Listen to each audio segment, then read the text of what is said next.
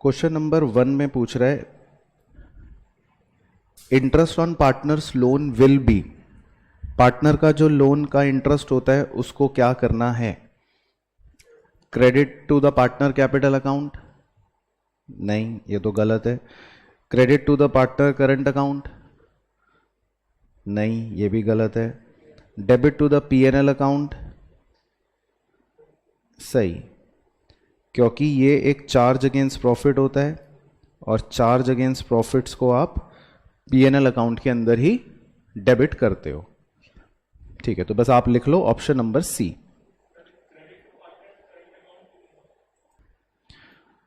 Question number 2 में पूछ रहा है interest on drawings will be recorded, तो ये भी आप ही बताओगे फटाफट से।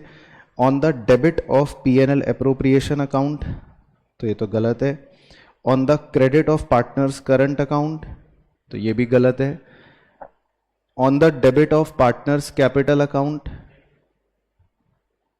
क्या गलत है? क्यों? करंट अकाउंट में? ओके, तो आपको कैसे पता कि कैपिटल फिक्स है? आपको कैसे पता कैपिटल फिक्स है?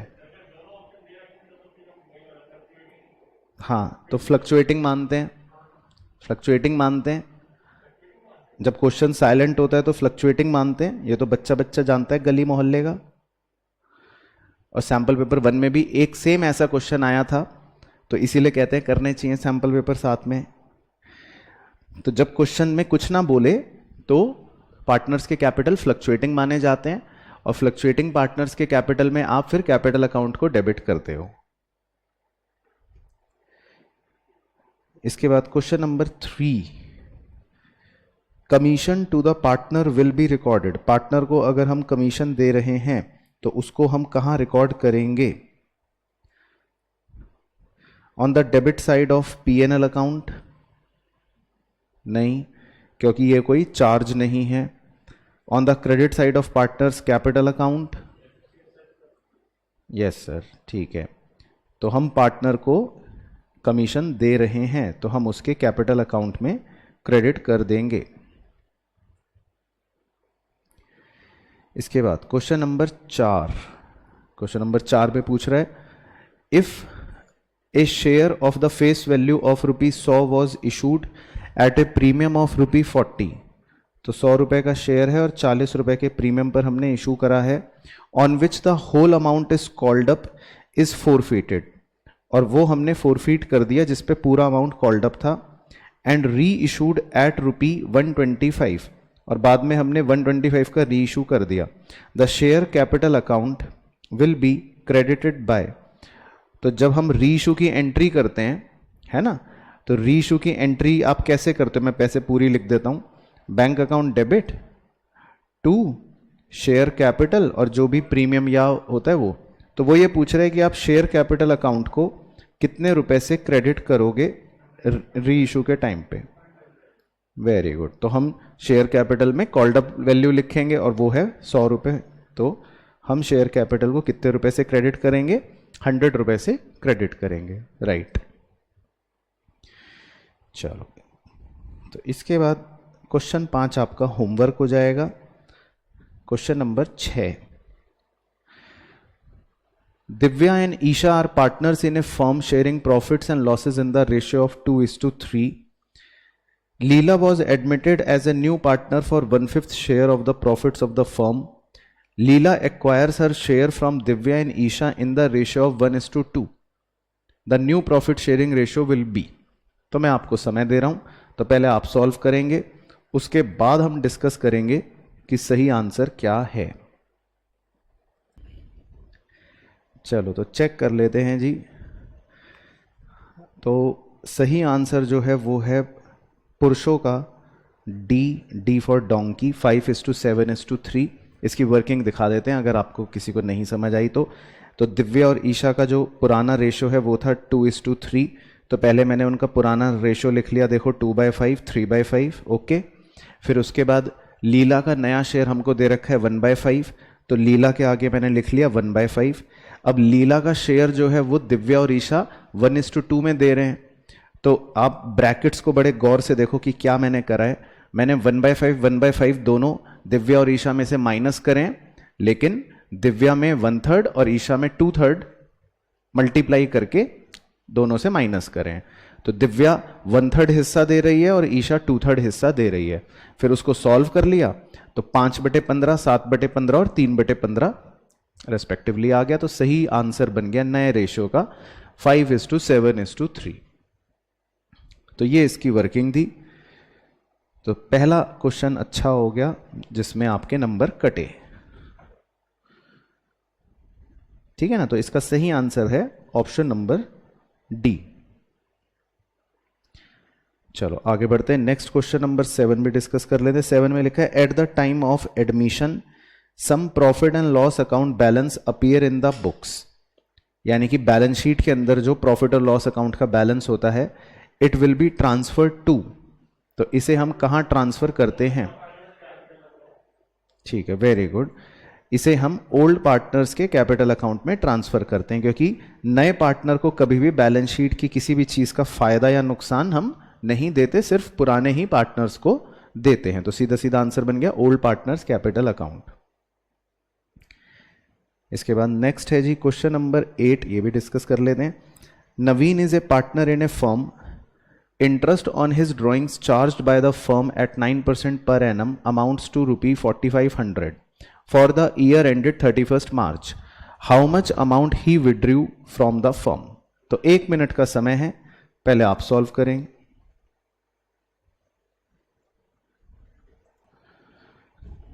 ओके, तो बिल्कुल सही लग रहा है मुझे। तो सही आंसर जो है वो है ऑप्शन सी, 1 लाख रुपए। तो इसकी मैंने वर्किंग कर ली, अगर किसी को चेक करना हो तो इंटरेस्ट ऑन ड्राइंग का फॉर्मूला होता है total drawings into rate upon 100 into, क्योंकि रेट के आगे पर एनम दे रखा था तो आपको एवरेज पीरियड 6 लेना पड़ेगा अपने आप, 6/12। तो इंटरेस्ट ऑन ड्राइंग हमको 4,500 गिवन था तो वो लिख लिया, और टोटल ड्राइंग मैंने एक्स ले ली, तो सॉल्व करके एक्स की वैल्यू 1 लाख रुपए आ गई। तो टोटल ड्राइंग्स का आंसर हो गया 1 लाख रुपए। चलो इसके बाद आगे बढ़ते हैं जी। नेक्स्ट क्वेश्चन है question number 9, pick the odd one out. इनमें से अनोखा कौन है? ठीक है, तो आपने क्या सोच के बोला होगा, मैं भी चेक कर लेता हूं। सैलरी टू पार्टनर, ये एक एप्रोप्रिएशन है। कमीशन टू पार्टनर, ये भी एक एप्रोप्रिएशन है। इंटरेस्ट ऑन पार्टनर का कैपिटल, ये भी एक एप्रोप्रिएशन है। लेकिन जब हम पार्टनर को रेंट देते हैं तो ये क्या होता है? एक चार्ज अगेंस्ट प्रॉफिट होता है। तो बिल्कुल सही आंसर है rent to the partner, perfect. इसके बाद क्वेश्चन नंबर 10 देख लेते हैं। क्वेश्चन नंबर 10 कह रहा है C limited forfeited 5,000 share of ₹10 each fully called up on which the holder has paid only application and allotment money of ₹7। तो 5,000 शेयर हैं बदमाश के और उसने ₹7 दिए हैं, इसका मतलब ₹3 नहीं दिए हैं। Out of these 2,000 shares were reissued in such a way that ₹8,000 were transferred to the capital reserves। ठीक है, शेयर्स वर रीइशूड फॉर ₹। तो आपसे पूछ रहा है कि बताओ शेयर कितने रुपए का आपने रीइशू करा है। तो मैं आपको 5 मिनट का समय दे दूंगा, पहले आप सॉल्व करेंगे, फिर मैं भी सॉल्व करके चेक करवाऊंगा, फिर देखते हैं कि क्या आ रहा है।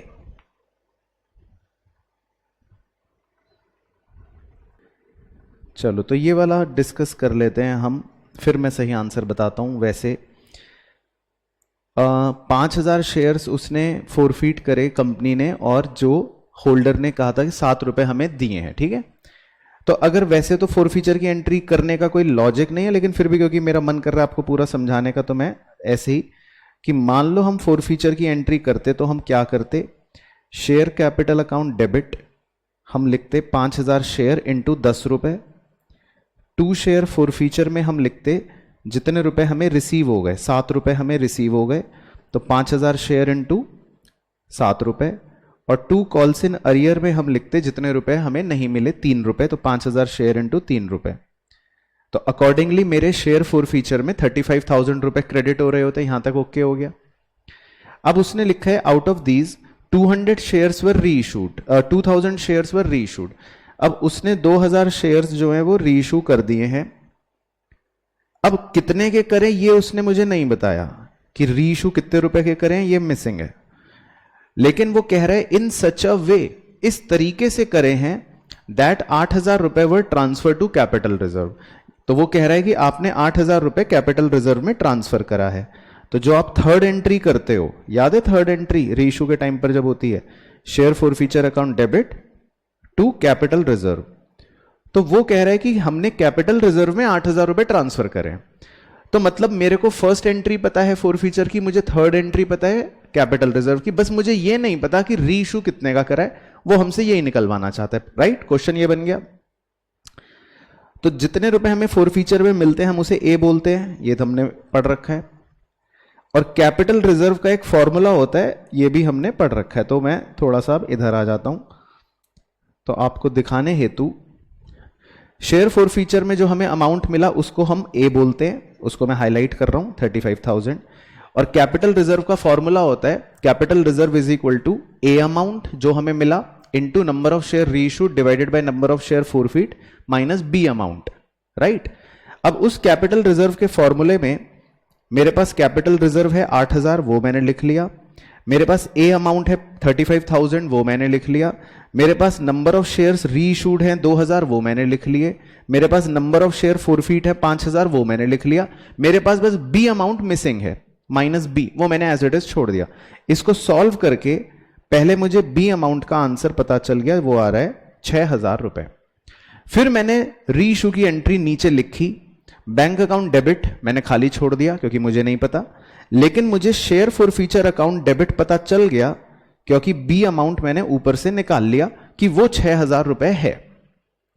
फिर to share capital account, 2000 shares हमने रीइश्यू करें, जाहिर सी बात है 10 रुपए कॉल्ड अप है तो 20,000 रुपए ही लिखे जाएंगे।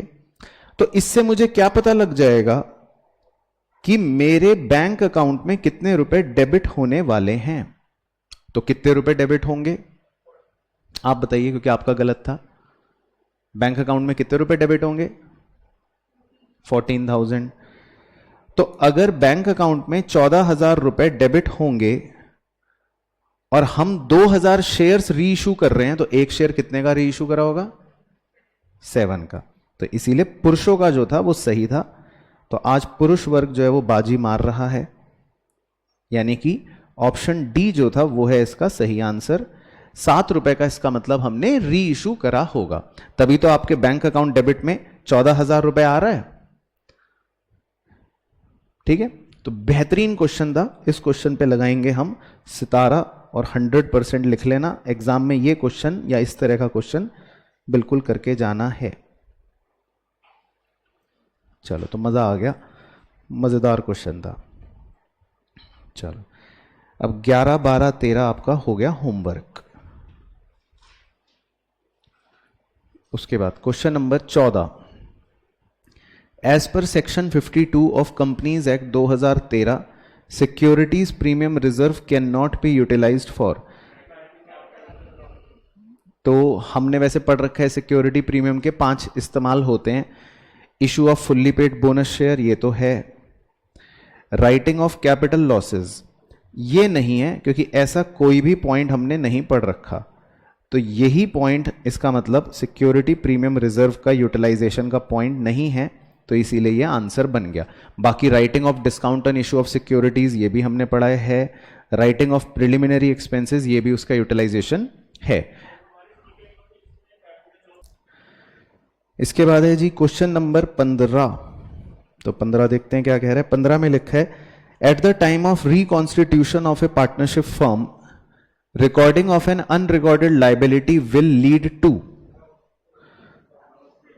आपको अगर कोई अनरिकॉर्डेड लाइबिलिटी रिकॉर्ड करनी पड़ रही है, तो इसका मतलब ये हमने तो कई कई बार लिख रखा है, इसका मतलब क्या हो रहा है, नुकसान हो रहा है। और नुकसान हमेशा किनको मिलता है, मतलब जो एग्जिस्टिंग पार्टनर्स हैं। तो इसका सही ऑप्शन बन गया option B, loss to the existing partners. तो अगर हमें कोई लाइबिलिटी रिकॉर्ड करनी पड़ती है तो इट इज अ नुकसान, तो सही ऑप्शन हो गया बी।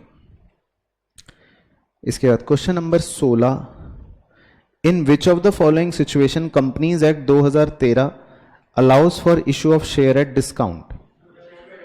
तो ये भी हमने नोट्स में लिख रखा है कि कब कंपनी शेयर्स को इशू कर सकती है डिस्काउंट पे। तो सिर्फ एक केस है एक्सेप्शनल, स्वेट इक्विटी शेयर्स का, यानी ऐसे एम्प्लॉइज जो बहुत खून पसीना बहाकर हमारी कंपनी के लिए काम कर रहे हैं, तो उन्हें कंपनी सस्ते दामों पर शेयर्स इशू कर देती है। चलो इसके बाद है जी क्वेश्चन नंबर 17। अब आपको थोड़ा पेन चलाना पड़ेगा। क्वेश्चन नंबर 17 में कह रहा है A and B are partners sharing profits in the ratio of 2:1। C was admitted for 1/4 share of the profits, ठीक है, of which 2/12 was gifted by A, the remaining was contributed by B. Goodwill of the firm is valued at 60,000 रुपए। How much amount for goodwill will be credited to the B account. ठीक है, तो 2 minute का आपके पास time है। बस आपको यह बताना है कि बी पार्टनर को कितने रुपए की हम गुडविल का शेयर क्रेडिट करने वाले हैं बी पार्टनर को।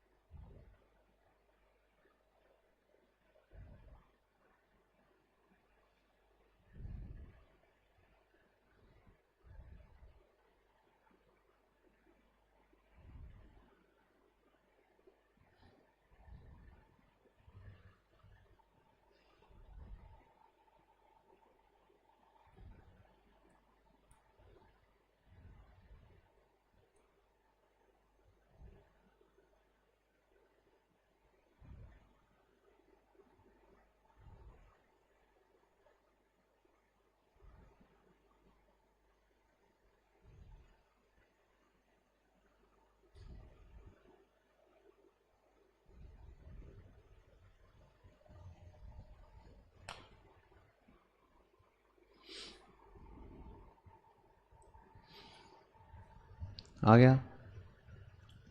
क्या आ रहा है? D for donkey, C for cat, A for apple. चलो तो 30 सेकंड और रुक रहा हूं।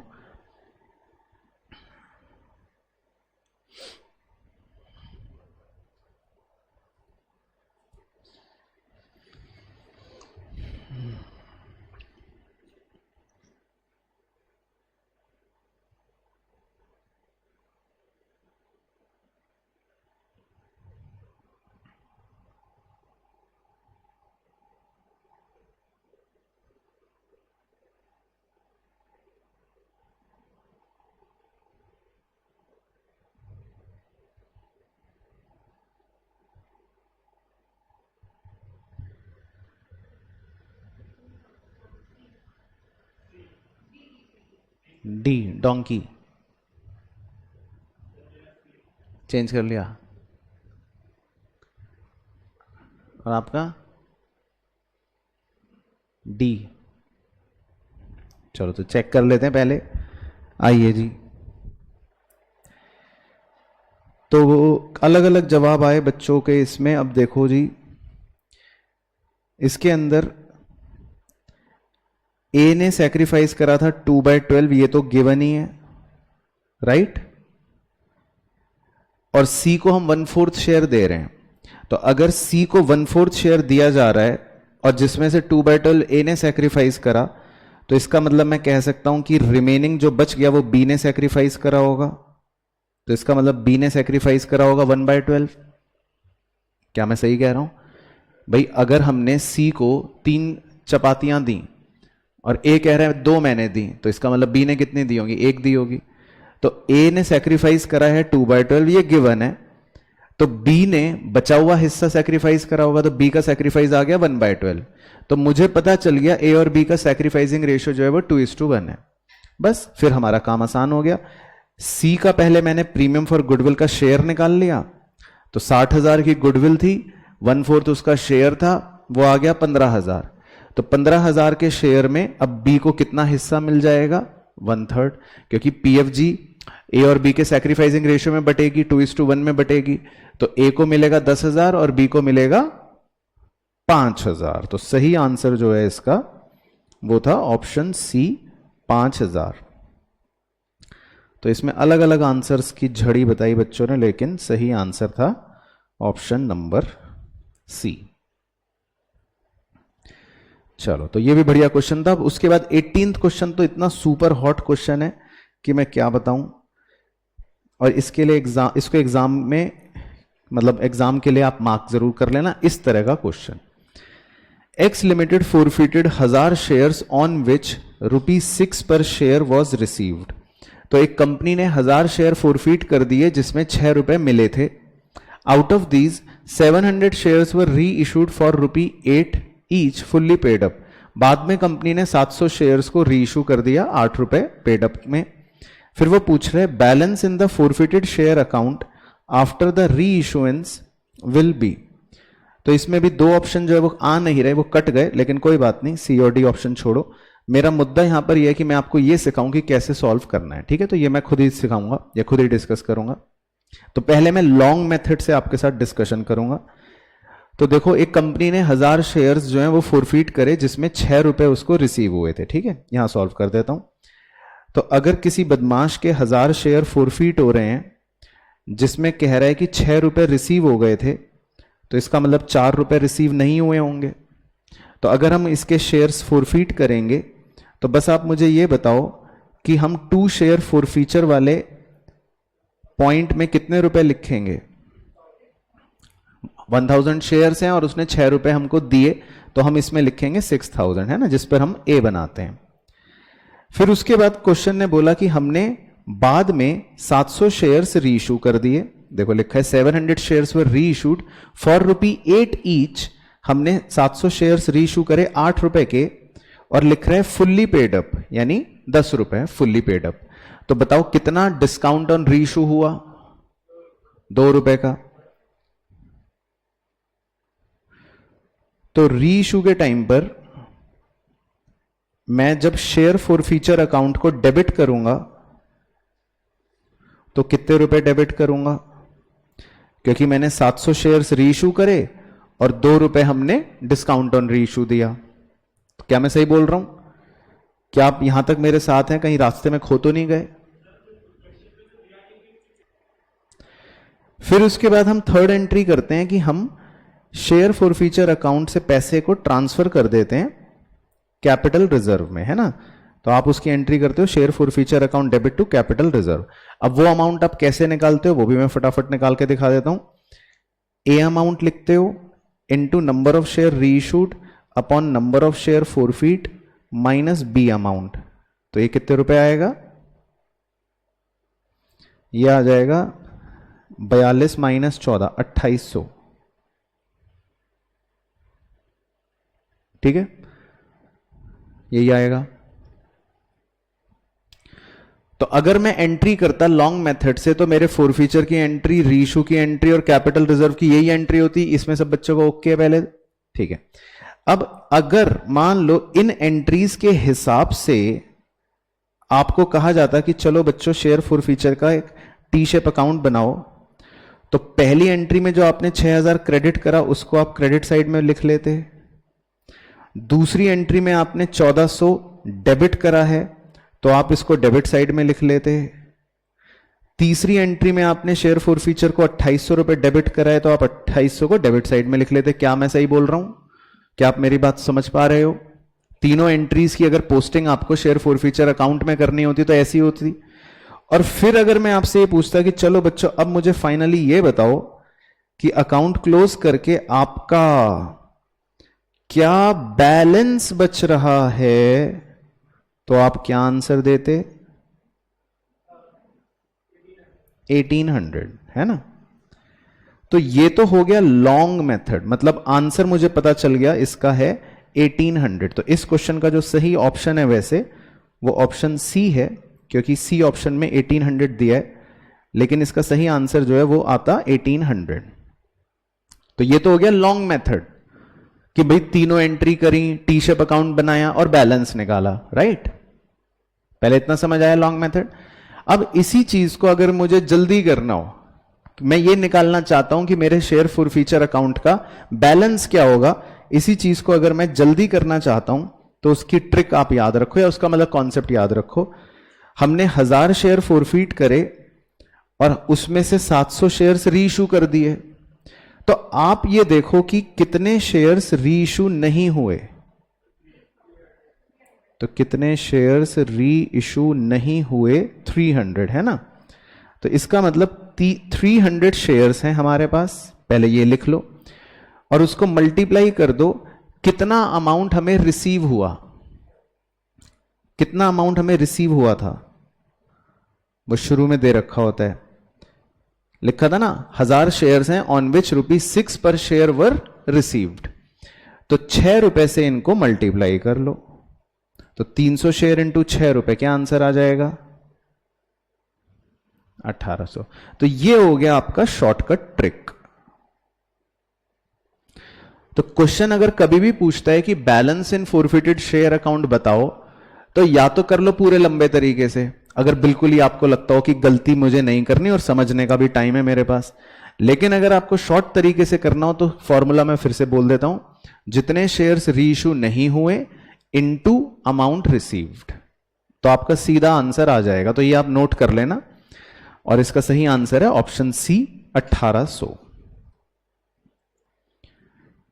फिर इसके बाद है जी नेक्स्ट क्वेश्चन नंबर 19 आपका होमवर्क हो गया। क्वेश्चन नंबर अब करते हैं 20 डिस्कस आपके साथ। 20 में लिखा है A and B were partners in a firm sharing profits in the ratio of 2:1। The partnership deed provided interest on drawing at 12% per annum during the year. A's drawing were 5000 per month in the beginning of every month and B's drawings were 10,000 per quarter. The net profit for the year was distributed without charging interest on drawing. The adjustment entry will be. तो आपको solve करना है, पहले मैं इंतजार करूंगा आपके answers का और फिर हम डिस्कस करेंगे कि क्या आ रहा है।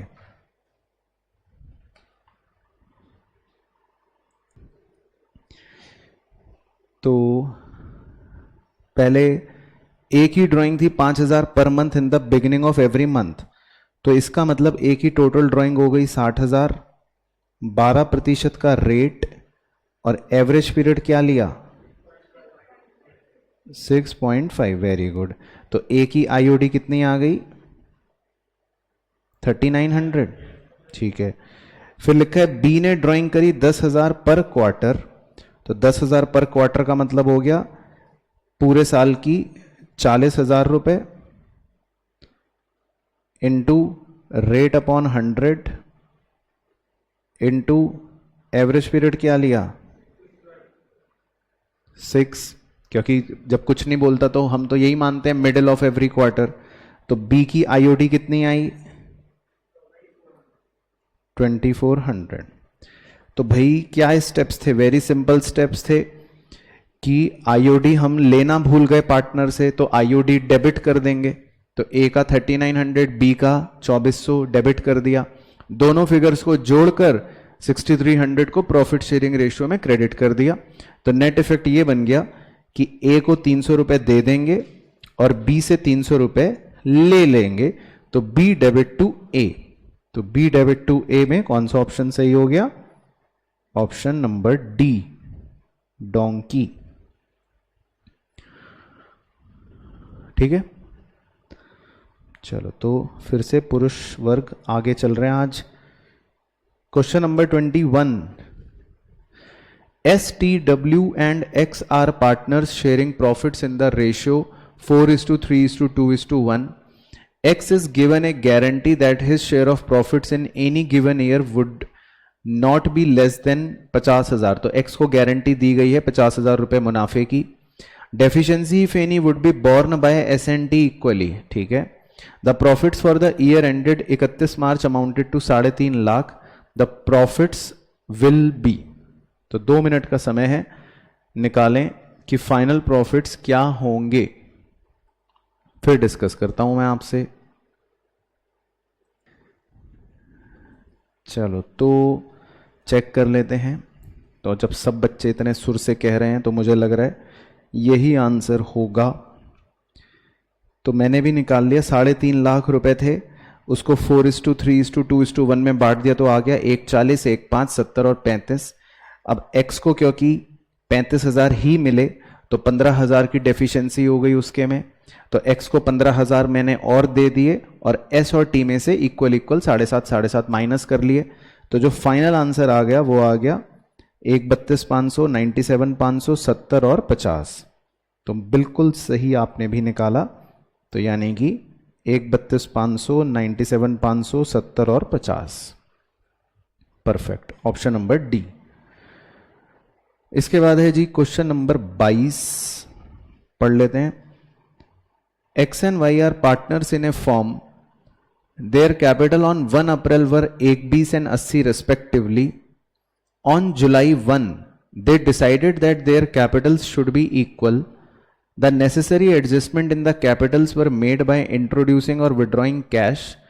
Interest on capital is allowed at 10% per annum. Interest on capital for the year ended 31 March 2021 will be। तो आपको इंटरेस्ट ऑन कैपिटल निकालना है एक्स और वाई का। तो आपको मिलेगा थोड़ा सा समय पहले अपनी बुद्धि लगाने का। पहले आप करेंगे सॉल्व, फिर हम डिस्कस करेंगे।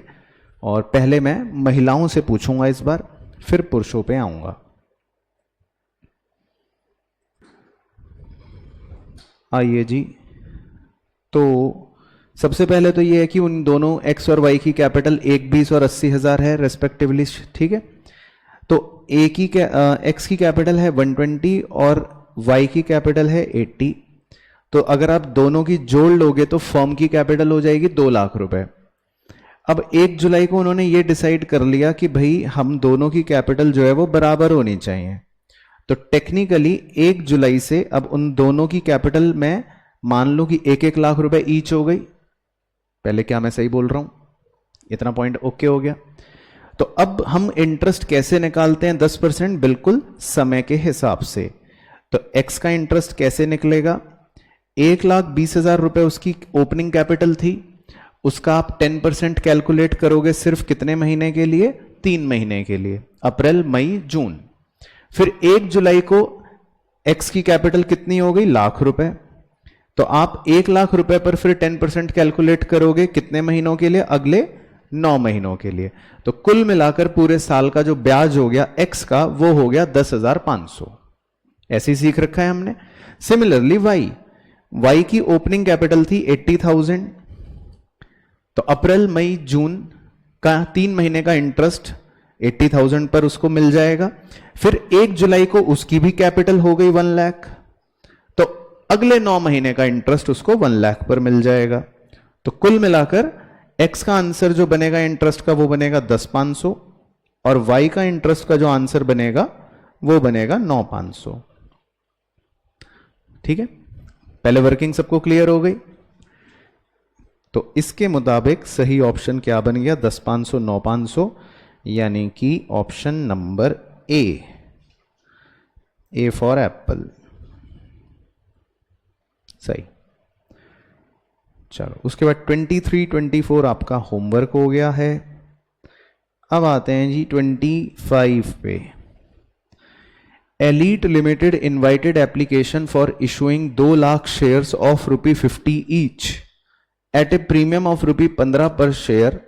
The amount was payable as follows: on application 10 plus 10, on allotment 25 plus 5, on first call 15 रुपए। ठीक है, application were received for 3 lakh shares, यानी कि ओवर सब्सक्रिप्शन हो गया। And pro rata allotment was made to all the applicants, और company ने pro rata basis पर सभी 3 लाख एप्लीकेंट्स को 2 लाख शेयर्स अलॉट कर दिए। All the calls were made and were duly received, सारे पैसे मिल गए कॉल के, सिवाय allotment and first call from Rashmi who applied for 600 shares. कह रहा है कि सिर्फ रश्मि जिसने 600 शेयर्स के लिए अप्लाई करा था उसने अलॉटमेंट और फर्स्ट कॉल के पैसे नहीं दिए। ठीक है, हर शेयर्स पर फोरफिटेड, उसके शेयर फोरफिट हो गए। तो कह रहा है बताओ आप शेयर फोरफीचर में कितना अमाउंट क्रेडिट करोगे। तो पहले बच्चों को मौका दिया जाएगा अपना हुनर दिखाने का, फिर मैं पूछता हूं आपसे कि क्या आंसर आए। तो पहला आपको मौका, फिर मैं डिस्कस करता हूं।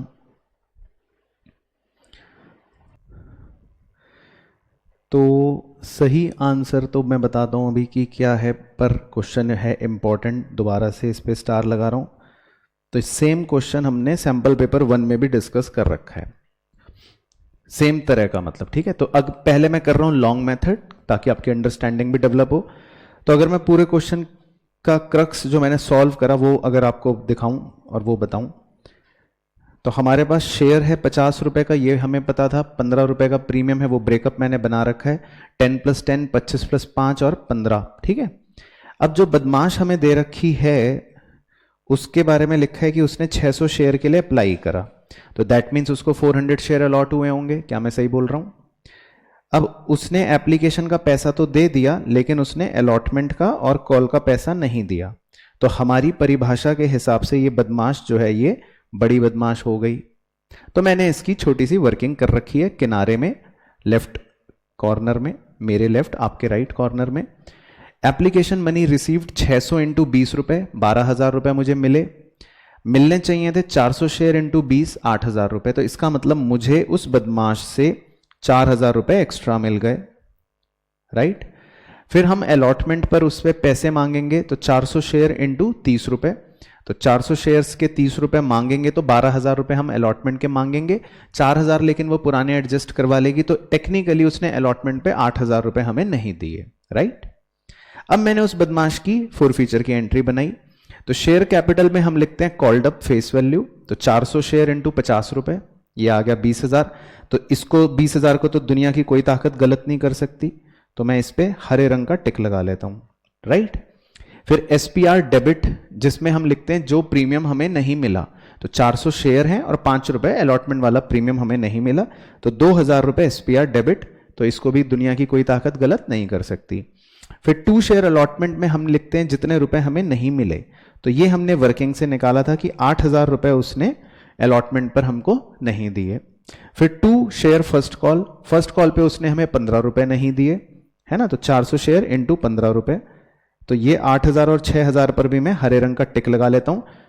आपको क्लियर है यहां तक? तो ये हरे रंग के टिक्स तो गलत नहीं हो सकते। तो शेयर फोरफीचर में ऑटोमेटिकली क्या बैलेंस बच रहा है? 8,000 रुपए। तो जो इसका आंसर है सही वो तो है 8,000 रुपए, क्योंकि क्वेश्चन ने पूछा था शेयर फोरफीचर में आप क्या अमाउंट क्रेडिट करोगे। तो शेयर फोरफीचर में जी हम 8,000 रुपए क्रेडिट करेंगे। तो ये तो हो गया full long method. Long method का ये फायदा है कि कॉन्सेप्ट डेवलप हो गया और गलत नहीं होगा।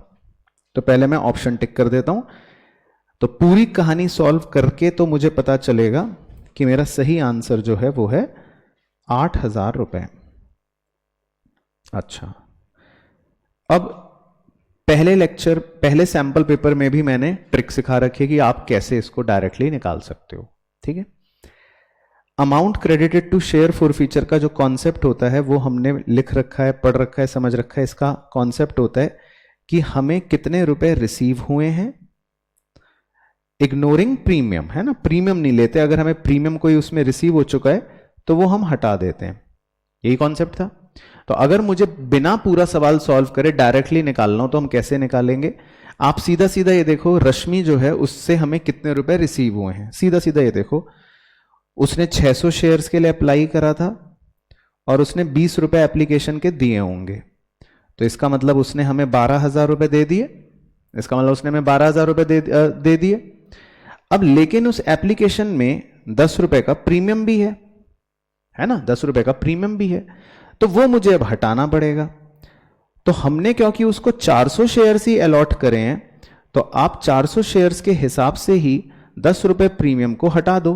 इग्नोर करने का मतलब है उसको डिडक्ट कर दो। तो 4,000 रुपए आप डिडक्ट करोगे तो क्या आएगा?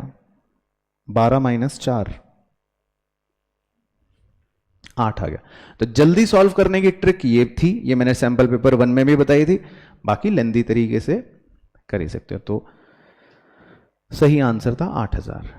ठीक है, तो इंपॉर्टेंट क्वेश्चन है, ट्रिकी क्वेश्चन है और एग्जाम के लिए ध्यान रखने हैं, इसकी ट्रिक्स याद रखो प्लस करने का कॉन्सेप्ट भी। तो समझ आ गया सब बच्चों को? चलो बहुत ही बढ़िया क्वेश्चन हो गया सॉल्व। अब नेक्स्ट क्वेश्चन पे बढ़ते हैं 26। तो 26 में कह रहा है, ये अपने आप पढ़ो कहानी जरा। X limited issued a prospectus inviting application for 10,000 share of 50 each, premium 20, on application rupee 10, on allotment rupee 20, on first call 30, on second call balance. Shareholder holding 1000 share failed to pay first call and second call and final call money, and his shares were forfeited after the final call. In the entry of the forfeiture of shares, share capital account will be debited with. तो very simple question, हम share capital में जब debit करते हैं तो उसमें हमारा concept क्या होता है कि हम लेते हैं कॉल्ड अप फेस वैल्यू, है ना। तो अगर हम प्रीमियम को हटा दें तो हमने उस आदमी से पूरा ही कॉल्ड अप करा है, फुल वैल्यू कॉल्ड अप करी है। तो इसका मतलब फेस वैल्यू की बात करूं तो हमने पूरी की पूरी 50 रुपए की ही फेस वैल्यू कॉल्ड अप करी होगी। तो अगर उसके 1000 शेयर्स हम फोरफीट कर रहे हैं तो आपने शेयर कैपिटल अकाउंट डेबिट में कितने रुपए लिखे होंगे? 1000 शेयर्स इंटू 50 रुपए कॉल्ड अप। तो कितना हो गया आंसर? तो 1000 इंटू 50 यानी 50,000। ठीक है ना। तो ये क्वेश्चन जो है ये दिमाग में ही हो जाएगा, छोटा क्वेश्चन था। चलो उसके बाद 27 आपका होमवर्क है। 28, C and D were partners sharing profits and losses in the ratio 3:2. They decided that with effect from 1 January they would share the profits and losses in the ratio 5:3. तो दो partners हैं जिनका ratio था पहले, फिर उन्होंने अपना ratio बदल लिया। Goodwill is valued eight 6,40,000। तो गुडविल जो है वो 6,40,000 है। तो फटाफट से बस आपको पहले सॉल्व करना है, आपको बतानी है एडजस्टमेंट एंट्री।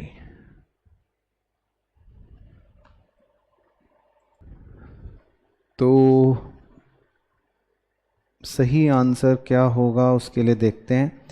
सी और डी का old share minus new share करके पता लग गया कि सी ने गेन करा है 1/40 और डी ने सैक्रिफाइस करा है 1/40। बस तो वेरी सिंपल कॉन्सेप्चुअल एंट्री होती है गेनिंग टू सैक्रिफाइसिंग।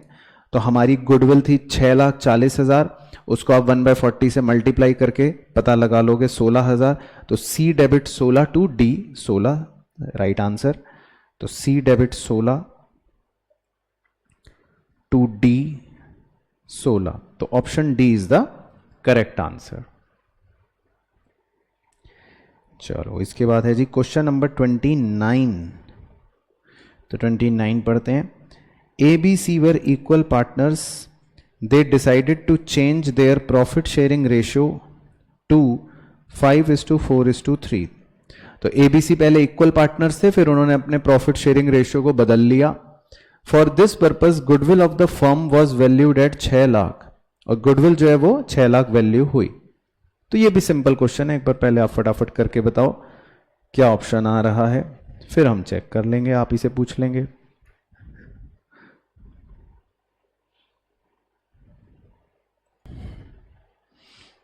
तो इसमें भी प्रोसेस तो सेम ही है, आपको पता लग गया कि कौन गेन कर रहा है और कौन सैक्रिफाइस कर रहा है। तो गेन किसने करा? ए ने, और सैक्रिफाइस किसने करा? सी ने। तो सही आंसर बताया आपने। कॉन्सेप्चुअल एंट्री तो बन गई ए डेबिट टू सी, और गुडविल आपको दे रखी है 6 लाख रुपए, उससे आप मल्टीप्लाई कर दोगे जो भी गेनिंग और सैक्रिफाइसिंग शेयर्स हैं, तो आपका सही आंसर या सही वैल्यू आ जाएगी 50,000 रुपए। तो सही ऑप्शन है इसका ऑप्शन बी। ठीक है, सेम प्रोसेस था।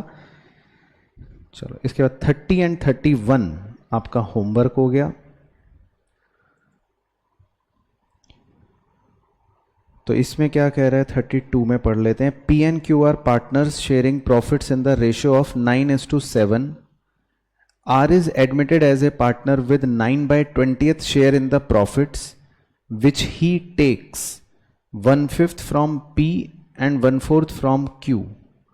Goodwill of the firm is valued at 1,80,000. R does not bring his share of goodwill in cash.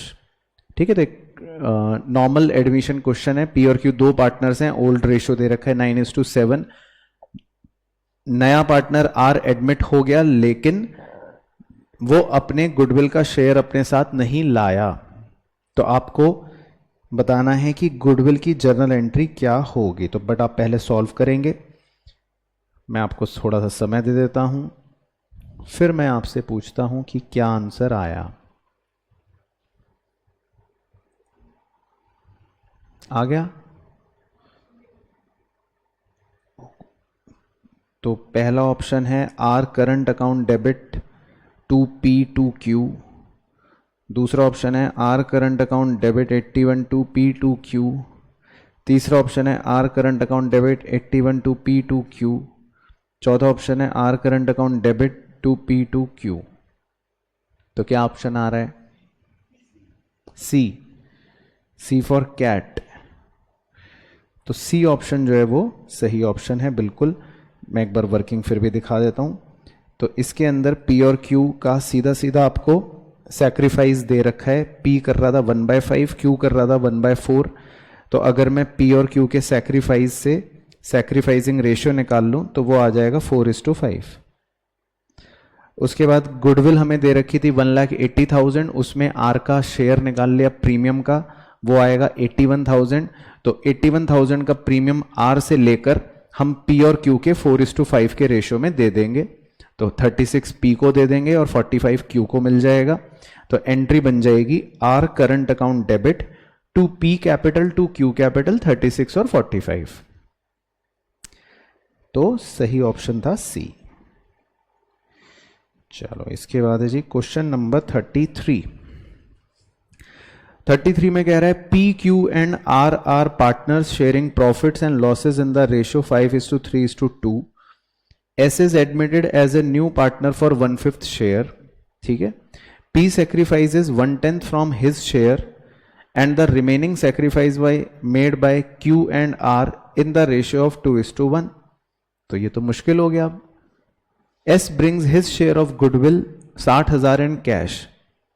तो आपको ये बताना है कि R को कितना गुडविल का शेयर मिलेगा. R share of goodwill will be. तो पहले आप करें, फिर मैं आपसे पूछूंगा, फिर डिस्कस करते हैं कि क्या आएगा.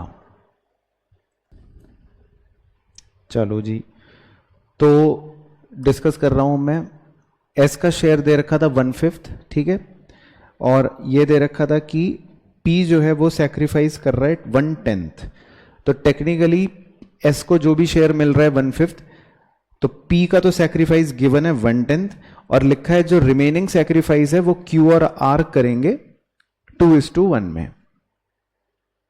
तो आप ये बताओ कि अगर P सैक्रिफाइस कर रहा है 1/10, तो रिमेनिंग जो शेयर बचा S का वो कितना बचा. अगर पहले मैं वो कैलकुलेट करूं तो वो बचा 1/10. तो वो रिमेनिंग शेयर जो 1/10 बचा हुआ है वो Q और R से लिया जाएगा 2:1 के हिसाब से. तो Q में से मैं 1/10 इंटू 2/3 माइनस कर दूंगा, मतलब माइनस करो या सेक्रीफाइस समझ लो, और R का सेक्रीफाइस हो जाएगा 1/10 इंटू 1/3. तो टेक्निकली जो सेक्रीफाइसेस हैं मैं वो लिख लेता हूं. तो Q का सेक्रीफाइस हो जाएगा, यहां लिख देता हूं, Q का सेक्रीफाइस हो जाएगा 1/10 इंटू 2/3 और R का सेक्रीफाइस हो जाएगा 1/10 इंटू 1/3. यानी Q का हो गया 2/30 और R का हो गया 1/30. ठीक है, ये उनके सेक्रीफाइस हो गए. और P का सेक्रीफाइस तो दे ही रखा है 1/10, तो कॉमन एलसीएम के लिए मैं इसको 3/30 बोल सकता हूं. अब ऐसे सोच लो आप कि P का सेक्रीफाइस है 3/30, Q का सेक्रीफाइस है 2/30 और R का सेक्रीफाइस है 1/30. तो सेक्रीफाइसिंग रेशियो क्या बन गया? 3:2:1 बन गया सैक्रिफाइसिंग रेशियो। तो गुडविल का शेयर जो नया पार्टनर लेकर आता है 60,000 रुपए, वो हम PQR को सैक्रिफाइसिंग रेशियो में देते हैं। तो क्वेश्चन ने पूछा है आर को क्या शेयर मिलेगा, तो आर का शेयर है 3:2:1 के हिसाब से 1/6। तो इसका सही आंसर जो आएगा वो आएगा ऑप्शन सी, यानी कि 10,000 रुपए जो है वो मिलेगा आर को शेयर ऑफ गुडविल। ठीक है ना, तो बढ़िया क्वेश्चन था, नाइस। इसके बाद 34, 35 आपका होमवर्क हो गया। Then question number 36। तो 36 में आपको सिंपल 2 स्टेटमेंट्स पढ़ने हैं और फिर देखना है कौन सा ऑप्शन सही बनेगा। तो पहला ऑप्शन में लिखा है असर्शन में, called up capital can not exceed issued capital. True, ठीक है। कॉल्ड अप कैपिटल जो होती है, जो हम लोगों से पैसा मंगवाते हैं, तो वो कभी भी इशूड कैपिटल से ज्यादा नहीं हो सकती, तो लॉजिकल भी है, ट्रू। और इसका वो रीजन दे रहा है, because paid up capital can not exceed called up capital. तो पेड अप कैपिटल जो है वो कॉल्ड अप कैपिटल को एक्सीड नहीं कर सकती। तो ये स्टेटमेंट क्या है, ट्रू है, क्योंकि पेड अप कैपिटल का मतलब होता है जो लोग कंपनी को पे करते हैं। तो कंपनी जितना मांग रही है तो माना जाता है कि कॉल्ड अप कैपिटल से ज्यादा पेड अप कैपिटल होगी भी नहीं। ठीक है, तो अब सही ऑप्शन क्या आप चुने हम? Not correct explanation. क्यों, आपको रीजन सही नहीं लगा? ठीक है, तो लगना भी नहीं चाहिए। तो A option is the right answer. तो both statements are true but R is not the correct explanation of A, क्योंकि रीजन जो है वो सही नहीं है, दोनों ही फैक्ट्स दे रखे हैं बेसिकली। चलो अब है जी सेक्शन सी के कुछ क्वेश्चन। क्वेश्चन नंबर 37 कर लेते हैं डिस्कस।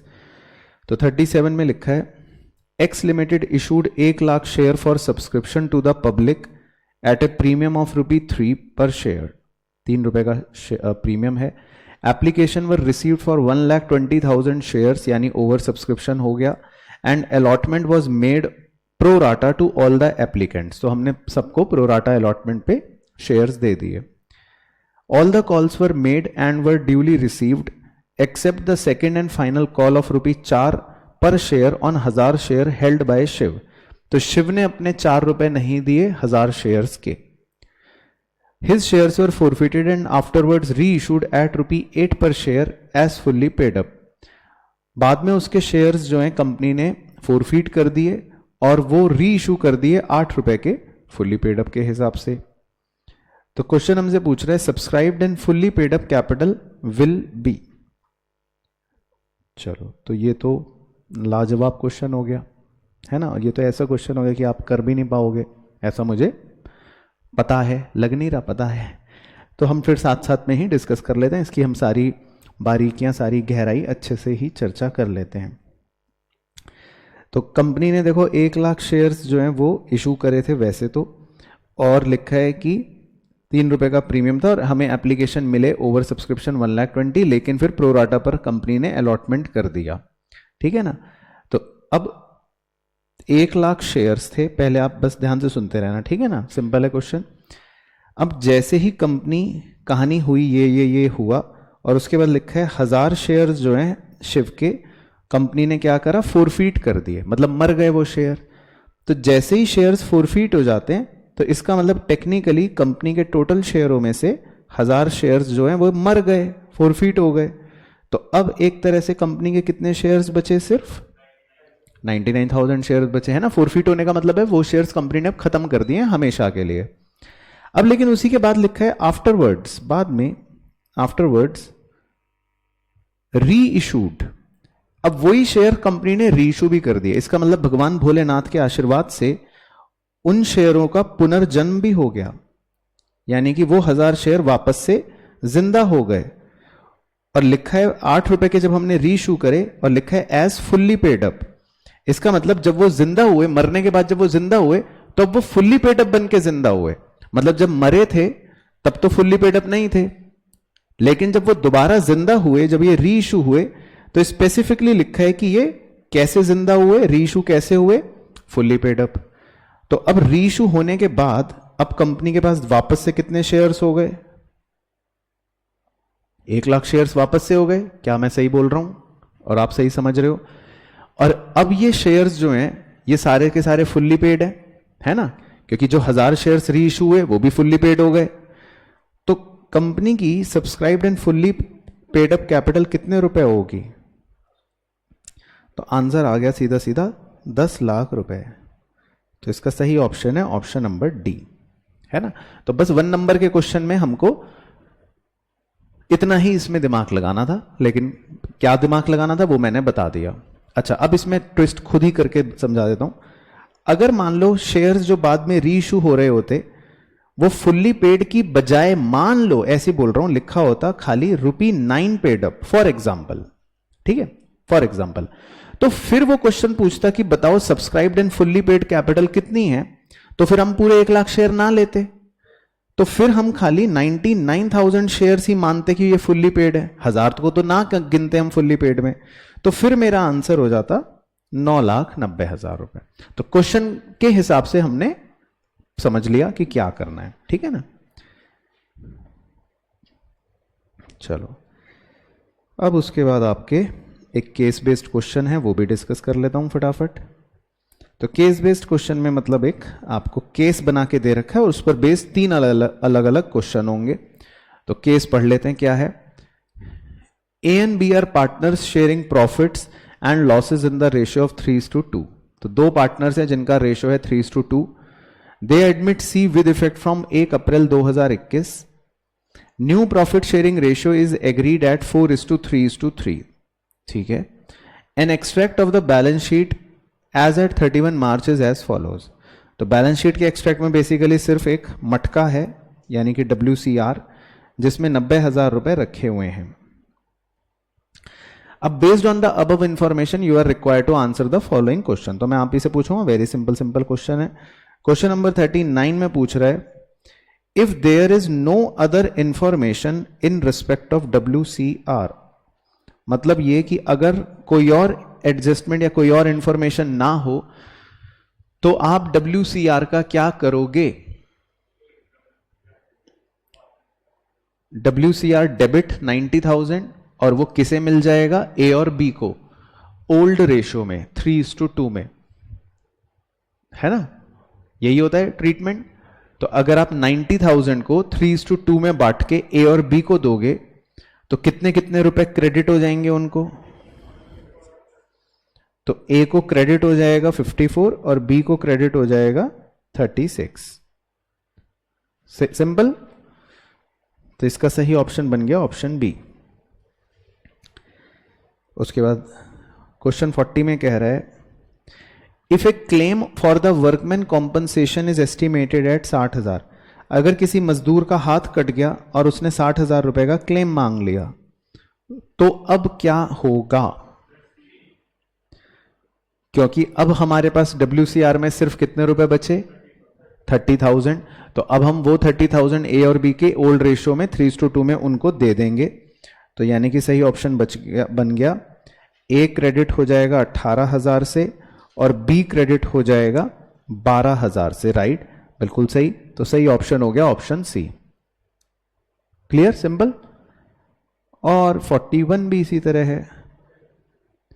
41 में कह रहा है, इफ WC क्लेम, अगर वर्कमैन्स कॉम्पनसेशन इज एस्टिमेटेड एट 1,50,000, तो अगर मजदूर के दोनों हाथ कट गए और उसने 1,50,000 रुपए का क्लेम मांग लिया, तो अब क्या होगा? सी, क्योंकि हम वर्कमैन कॉम्पनसेशन रिजर्व को डेबिट करेंगे 90,000 और उसके ऊपर जो एक्स्ट्रा 60,000 का नुकसान हुआ उसके लिए हम रिवैल्यूएशन अकाउंट को डेबिट करेंगे। तो WCR डेबिट हो गया 90,000 से और रिवैल्यूएशन अकाउंट डेबिट हो गया 60,000 से। ठीक है, क्लियर। चलो, तो बहुत बढ़िया। अब आ जाते हैं जी लास्ट सेक्शन पे, सबसे चटपटा, सबसे मजेदार। तो पहले 42 मैच द फॉलोइंग करने हैं। तो आपको बस मुझे मैच बताना है, आंसर मैच चुनूंगा। सबसे पहले है share holder fund plus non current NCL, क्या बोलते हैं जी? वेरी वेरी गुड, तो सही आपको रटवा रखा है मैंने। तो share holder fund plus NCL हो गया कैपिटल एम्प्लॉयड। फिर current asset minus liquid asset, inventory, very good, सही रट्टे मार रखे हैं। और total date minus long term debt, current liability बच गया। तो हमें ऐसा ऑप्शन देखना है जिसमें 1 हो सी के साथ, 2 हो ए के साथ और 3 हो बी के साथ। तो वो हो गया ऑप्शन सी, क्योंकि ऑप्शन सी में बिल्कुल सही मैच दे रखे हैं। क्लियर? इसके बाद 43 में पूछ रहा है earning capacity of A business is assessed through. तो अर्निंग कैपेसिटी की बात कर रहा है, इसका मतलब कि यहां पर प्रॉफिटेबिलिटी रेशियो का कुछ ना कुछ इस्तेमाल होना अनिवार्य हो गया है ना। अगर शॉर्ट टर्म सॉल्वेंसी पूछता तो हम लिक्विडिटी बता देते, वो खाली सॉल्वेंसी पूछता तो सॉल्वेंसी बता देते, कुछ एक्टिविटी पूछता तो एक्टिविटी बता देते। तो करंट रेशियो तो शॉर्ट टर्म सॉल्वेंसी बताता है, interest coverage ratio long term solvency बताता है, total asset to debt ratio भी लॉन्ग टर्म सॉल्वेंसी बताता है। तो सही आंसर कौन सा हो गया? डी, है ना। ऑपरेटिंग रेशियो ही वैसे एक कैपेसिटी बताता है। उसके बाद है जी 44, working capital ratio is. Working capital ratio जो है ये क्या है? हाँ, तो ऐसा बच्चों को लगता है और उनका एग्जाम में हो जाता है गलत, क्योंकि एक्टिविटी रेशियो का नाम तो होता है वर्किंग कैपिटल, और हाथों पे टैटू बनवा लेना, टर्नओवर रेशियो। बिल्कुल, वर्किंग कैपिटल टर्नओवर रेशियो आपको मैंने रजिस्टर में लिखवाया है, ये करंट रेशियो के घर का नाम होता है। आप भूल गए घर का नाम। Working capital ratio current ratio के घर का नाम है। तो इसका जो सही आंसर है वो है लिक्विडिटी रेशियो, क्योंकि working capital ratio is current ratio basically, है ना। तो है ना डाइसी, मस्त क्वेश्चन, एकदम पागल बनाने के लिए। चलो उसके बाद 45 में सिंपल आपको फॉर्मूला मुझे बताना है। इंटरेस्ट कवरेज रेशियो का क्या है फॉर्मूला? तो हम ऐसे ही बोल लेते हैं, profit before interest and tax divided by जो भी हम इंटरेस्ट पे करते हैं। तो profit before interest and tax किस में लिखा है? सी में लिखा है, और डिवाइडेड बाय इंटरेस्ट मतलब वही इंटरेस्ट चार्जेस। ठीक है, सही, तो ये भी हो गया। उसके बाद 46 का बस आप मुझे मैच खुद ही बता दो। तो 46 में सबसे पहले नंबर 1 capital reserve, reserve and surplus, okay. फिर debenture redemption reserve, reserve and surplus, ये लो। फिर debit balance of statement of PNL, reserve and surplus, ठीक है। और bonds, very good, long term borrowing, very good, सही, ठीक है ना। तो इसके ऑप्शंस नहीं है फिलहाल मेरे पास, लेकिन जो भी ऑप्शन में ये मैच दे रखा है बी बी बी और सी, तो वो ऑप्शन सही ऑप्शन होगा। तो सही मैच हमने बताए। तो कैपिटल रिजर्व भी रिजर्व एंड सरप्लस में आता है, डीआरआर भी रिजर्व एंड सरप्लस में आता है, debit balance of statement of PNL भी रिजर्व एंड सरप्लस में आता है, बॉन्ड्स होते हैं बस लॉन्ग टर्म बोरोइंग। परफेक्ट। अच्छा, उसके बाद क्वेश्चन नंबर 47 यहां से शुरू हो रहा है वो। तो इसमें है जी एक असर्शन, पहले वो पढ़ लेते हैं। Balance sheet of A company shows the financial position of a company for a particular period. True. तो ऐसा बच्चों को लगता है और फिर उनके एग्जाम में नंबर कट जाते हैं। उसका रीजन ये है कि भाई बैलेंस शीट कभी भी फॉर ए पर्टिकुलर पीरियड हो ही नहीं सकता। फॉर ए पर्टिकुलर पीरियड का मतलब तो हो गया फ्लो कॉन्सेप्ट, कि आप फ्लो बता रहे हो फॉर ए पर्टिकुलर पीरियड, तो बैलेंस शीट तो कभी भी फॉर ए पर्टिकुलर पीरियड हो ही नहीं सकता, वो तो हमेशा एट ए पर्टिकुलर पीरियड या at a particular point of time होता है ना। बैलेंस शीट एज एट क्या लिखा होता है, 31 मार्च, है ना। तो बैलेंस शीट जो है वो फॉर ए पर्टिकुलर पीरियड नहीं होता, वो एट ए पर्टिकुलर डेट होता है इनफैक्ट। तो आपको बेवकूफ बनाया था, अब आर भी पढ़ लो, कहीं बेवकूफ ना बनाए आपको। It shows the financial position of the company according to going concern concept. ठीक है, गोइंग कंसर्न कॉन्सेप्ट से बताती है बैलेंस शीट। हाँ ये ट्रू है, क्योंकि हम ये अजम्पशन ऑलरेडी पढ़ भी चुके हैं बचपन में 11th में कि बैलेंस शीट या कोई भी financial statement going concern concept को ही फॉलो करती है। तो सही ऑप्शन अब क्या हो गया, सी। ठीक है, चलो बढ़िया क्वेश्चन था ये भी। फिर उसके बाद है 48, इसमें भी 2 स्टेटमेंट्स हैं, एक बार पढ़ लेते हैं। Given below are 2 statement, assertion कह रहा है a ratio reflects qualitative aspects. Ratio जो है वो क्वालिटेटिव एस्पेक्ट्स शो करता है, फॉल्स। क्यों,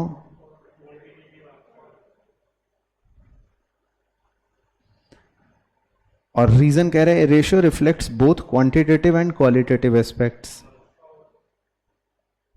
तो ऐसा बच्चों को लगता है, रेशियो जो है वो क्वालिटेटिव एस्पेक्ट भी बताता है। अगर मैं बोल रहा हूं करंट रेशियो 2:1 है इस कंपनी का, तो बताओ अच्छा है, अच्छी फीलिंग आ रही है, बुरी फीलिंग आ रही है, अच्छी फीलिंग आ रही है। मैं अगर बोल रहा हूं डेट इक्विटी रेशियो मेरी कंपनी का है 0.01:1, तो अच्छी फीलिंग आ रही है, बुरी फीलिंग आ रही है, बुरी फीलिंग आ रही है। तो इसका मतलब क्वालिटी है, आप क्वालिटी को कर पा रहे हो रेशियो में, एस्पेक्ट क्वालिटेटिव एस्पेक्ट को भी ये काउंटर करता है। वो तो रिकॉर्डिंग नहीं करता सारी चीजों की, लेकिन कहीं ना कहीं एस्पेक्ट्स लेता तो है, क्वालिटी बता देता है, कंपनी की परफॉर्मेंस बता देता है। तो हालांकि क्वेश्चन मुझे लगता है कि प्रॉपरली फ्रेम नहीं हुआ, तो फॉल्स भी हो सकता है। तो क्या करें, लेकिन हम चलो ऐसा करते हैं, फॉल्स ही लिख लेते हैं, क्योंकि जितना गहराई से मैं सोच रहा हूं उतना हो सकता है सीबीएसई में ना सोचें, है ना। तो वो बुक के हिसाब से ही चलेंगे। तो ठीक है, हम यही मानते हैं कि रेशियोज जो है वो क्वालिटेटिव एस्पेक्ट्स को रिफ्लेक्ट नहीं करता, क्योंकि वो उसकी लिमिटेशन को काउंट कर रहे हैं। तो हम ये ले लेते हैं कि दोनों ही स्टेटमेंट्स फॉल्स हैं। ओके, चलो ठीक है, तो ये भी हो गया। उसके बाद क्वेश्चन 49 आपका होमवर्क है। अब करते हैं 50, ये मजेदार है 50। तो 50 में कह रहा है ऑपरेटिंग रेशियो है 80%, ठीक है। ऑफिस एक्सपेंसेस हैं 40,000, ठीक है। सेलिंग एक्सपेंस है 50,000, ओके। रेवेन्यू फ्रॉम ऑपरेशन है 10 लाख, ओके। और रेवेन्यू फ्रॉम ऑपरेशन की रिटर्न, सेल्स रिटर्न है 1 लाख, ठीक है। तो कह रहे हैं COGS निकालो, cost of revenue from operations.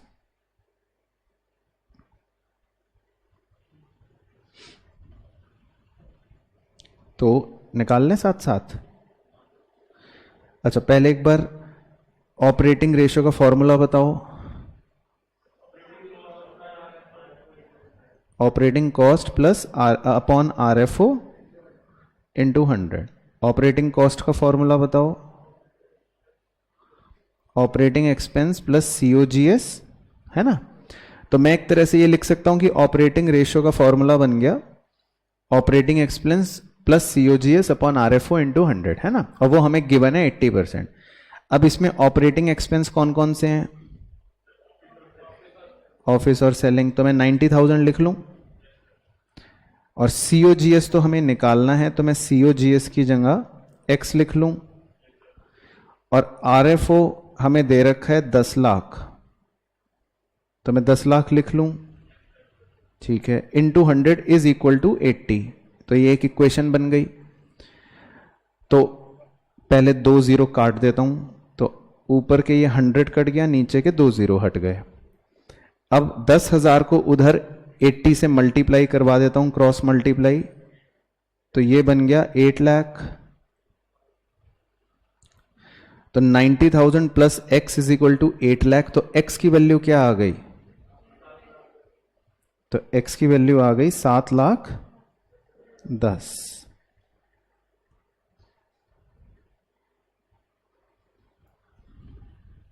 ठीक है। अच्छा, अब इसमें एक जो मुझे लग रहा है कैच पॉइंट, वो ये, मतलब कैच पॉइंट क्या है, जो कॉन्सेप्चुअल एरर है, रेवेन्यू फ्रॉम ऑपरेशंस जो होता है वो अपने आप में ही वैसे नेट सेल्स होता है ना। तो क्वेश्चन के हिसाब से या कॉन्सेप्ट के हिसाब से यहां पे सेल रिटर्न का कोई यूज नहीं है, ठीक है। लेकिन फिर भी क्या पता किताब का आंसर कुछ और हो, मैं दूसरे तरह से भी सॉल्व करके देख लेता हूं, क्योंकि किताब में आरएफओ के ब्रैकेट में खुद ही मेंशन कर रहा है सेल्स, तो हो सकता है वो इसको ग्रॉस सेल मान रहे हो। तो उनके मुताबिक नेट सेल्स कितनी बन गई? 9 लाख बन गई उनके मुताबिक। कॉन्सेप्चुअली गलत है पर उनके मुताबिक 9 लाख बन गई। तो एक बार मैं 9 लाख से भी सॉल्व करके देख लेता हूं कि अगर मैं आरएफओ की फिगर 9 लाख ले रहा होता तो मेरे 2 जीरो कट जाते, तो ये बचता 9,000।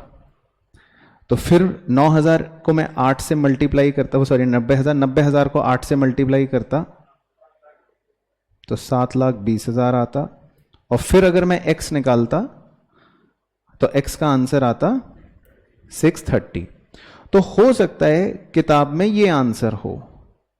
तो अगर ये आंसर है तो आप घबराना मत, तो इसका मतलब होगा कि वो आरएफओ 9 लाख ले रहे हैं और हमने आरएफओ कॉन्सेप्चुअली, क्योंकि आरएफओ ही नेट सेल्स होती है, तो हमने इसलिए 10 लाख लिया, ठीक है ना। तो हम अपने कॉन्सेप्ट पर स्टिक करते हुए आंसर डी ले लेते हैं। बाकी अगर किताब में बी भी हो तो आप समझ जाना कि किताब वालों ने नेट सेल्स वो ली है। चलो 51, फिर ये मैं आपसे करवा लेता हूं अब। तो 51 में आपको दे रहा है फिक्स्ड एसेट्स दे दिया 8 लाख, टोटल एसेट्स दे दिया 12 लाख, लॉन्ग टर्म बोरिंग दे दी 6 लाख, लॉन्ग टर्म प्रोविजन दे दिया 2 लाख, 9% बॉन्ड दे दिया 1 लाख, ट्रेड पेबल दे दिया 1 lakh. Total asset to debt ratio निकालना है। फॉर्मूला मुझे बताओ एक बार, total asset to debt ratio का, total asset upon non current liability, right. तो टोटल एसेट्स में क्या क्या लेंगे हम? टोटल एसेट तो दिया है हमें 12 लाख, और नॉन करंट लायबिलिटी में क्या क्या लेंगे हम? लॉन्ग टर्म बोरोइंग्स और लॉन्ग टर्म प्रोविजंस, और हाँ, तो ऐसा बच्चे सोचते हैं और फिर उनका एग्जाम में गलत हो जाता है, क्योंकि लॉन्ग टर्म बोरिंग अपने आप में एक सब हेडिंग है। अगर आपको बैलेंस शीट याद हो तो long term borrowing non current liability main heading के अंदर एक सब हेडिंग ऑलरेडी होती है, long term borrowing. Long term borrowings के अंदर नाना प्रकार की बोरिंग्स आती हैं, जैसे डिवेंचर आ गया, बॉन्ड आ गया, ये आ गया, वो आ गया। तो साहब 9% बॉन्ड्स तो by default long term borrowing का ही भाग होंगे, बिल्कुल होंगे, अवश्य होंगे, इसको तो हम मना ही नहीं कर सकते, बिल्कुल होंगे। तो 9% बॉन्ड्स आपको सिर्फ पागल बनाने के लिए दिया है और आप बन गए पागल। और किताब वाले चालू भी होते हैं, वो वाला ऑप्शन गलत देके रखते हैं जो बॉन्ड को लेने के बाद आएगा, जैसे आपका आया। तो जिसका आंसर बी आता है वो इसका मतलब सवाल के असली ट्रिक में फंस गया, जो सवाल चाहता था। तो खैर सही आंसर जो है अब हमारा क्या आएगा? सी आएगा, बिल्कुल सही। तो है ना बेहतरीन क्वेश्चन। तो इसका जो सही आंसर है वो है ऑप्शन सी, है ना। तो ध्यान रखना होता है। चलो उसके बाद 52, 53 आप होमवर्क में कर लेना। बस लास्ट 2 क्वेश्चन और बच गए हैं। 54 कर लेते हैं पहले डिस्कस। 54 में कह रहा है the current ratio is 1.8:1 and quick ratio is 1.6:1. From the following transaction, pick out the transaction which involves an increase in both current ratio, quick ratio. हमको बस ये बताना है जी कौन सी ट्रांजैक्शन से दोनों रेशियो में बढ़ोतरी होगी। Goods worth 10,000 sold at A loss of 2,000। अब हमने गुड्स बेच दिए तो हमारे स्टॉक में कमी हो जाएगी, तो हमारा बल्कि न्यूमरेटर कम हो जाएगा, तो इससे तो रेशो बल्कि कम हो जाएगा, तो ये ऑप्शन तो गलत हो गया। बी में कह रहा है insurance premium of 3,000 paid in advance. तो हमने प्रीपेड इंश्योरेंस एक तरह से कर लिया 3,000 का। तो प्रीपेड इंश्योरेंस हमारा एक एसेट होता है ना, तो हमारा एक प्रीपेड इंश्योरेंस नाम का 3,000 से एसेट क्रिएट होगा, और साथ ही साथ 3,000 रुपए हमने पे भी कर दिए, तो हमारा 3,000 रुपए से कैश कम भी हो गया। तो एसेट में ही बढ़ गया 3,000, एसेट में ही कम भी हो गया 3,000, तो इससे तो कोई परिवर्तन नहीं हुआ एसेट्स पे, है ना, तो ये भी बेकार हो गया आंसर। सी में कह रहा है प्लांट एंड मशीनरी खरीद ली 9,000 की, तो हमारे फिक्स्ड एसेट्स बढ़ गए 9,000 रुपए, क्योंकि प्लांट एंड मशीनरी खरीद ली, और हमने क्योंकि पैसे दिए होंगे तो हमारा कैश कम हो गया। तो उल्टा इससे तो रेशियो जो है कम हो जाएगा, क्योंकि हमारा कैश कम हो गया, यानी कि हमारा न्यूमरेटर कम हो गया, एसेट कम हो गए, तो इससे तो रेशियो उल्टा कम हो जाएगा। तो वैसे तो आंसर अब पता ही चल गया एलिमिनेशन मेथड से कि डी होना है, लेकिन फिर भी चेक भी करके देख लो भाई, क्या पता ना हो। कह रहे bills payable of 2,000 honoured on due date. तो जब बिल्स पेबल ऑनर हो गया तो हमारी 2,000 रुपए से करंट लाइबिलिटी कम हो गई, और हमने कैश भी दे दिया होगा, तो 2,000 रुपए से हमारा कैश भी कम हो गया। तो क्रॉस चेक करवा देता हूं थोड़ा आपकी कॉन्सेप्चुअल अंडरस्टैंडिंग के लिए। तो हमारा करंट रेशियो जो था पहले वो था 1.8:1। तो थोड़ी देर के लिए मैं एज्यूम कर लेता हूं, ऐसी मनगढ़ंत फिगर लिख लेता हूं। मान लेता हूं मेरा करंट एसेट पहले था 18,000 और करंट लाइबिलिटी थी 10,000।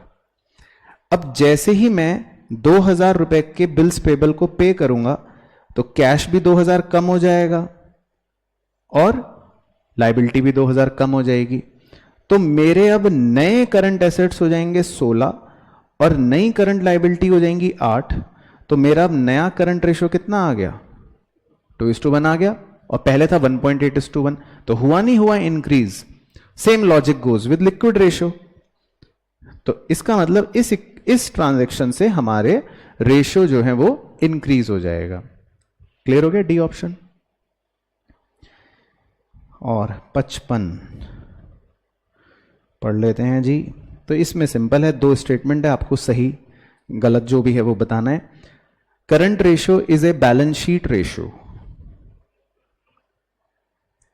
तो करंट रेशियो जो है ये आप बैलेंस शीट से निकाल सकते हो भाई, या तो रेशियो पीएनएल से निकलेगा, मतलब ऐसे आइटम्स आपको आवश्यकता पड़ेगी जिसमें जो स्टेटमेंट ऑफ पीएनएल में होते हैं, जैसे मान लो आपको आरएफओ चाहिए, या आपको खर्चे चाहिए, या आपको प्रॉफिट चाहिए, या फिर बैलेंस शीट के आइटमों से निकलेगा कि भाई आपको एसएचएफ चाहिए, आपको एनसीएल चाहिए, आपको सीए चाहिए या एनसीए चाहिए। तो सोचो कि करंट रेशियो जो है उसको कौन सी जानकारियां चाहिए होती हैं। बैलेंस शीट वाली जानकारियों से निकल जाएगा रेशियो, पीएनएल पे जाने की जरूरत तो नहीं पड़ेगी। तो इसका मतलब क्या ये बैलेंस शीट रेशियो है? ट्रू। ठीक है, तो ये बैलेंस शीट रेशियो है। फिर उसका वो रीजन कह रहा है आइडियल करंट रेशियो इज 1:2, 2:1। तो ये फॉल्स है। तो इसका मतलब ओनली ए इज करेक्ट। तो सही ऑप्शन बन गया ऑप्शन सी। ठीक है, तो क्लियर हो गया सारा अच्छे से।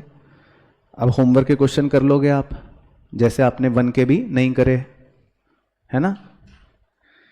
चलो ठीक है, तो बस आज के लिए कार्य करते हैं समाप्त, बाकी फिर कर लेंगे हम नेक्स्ट क्लास में।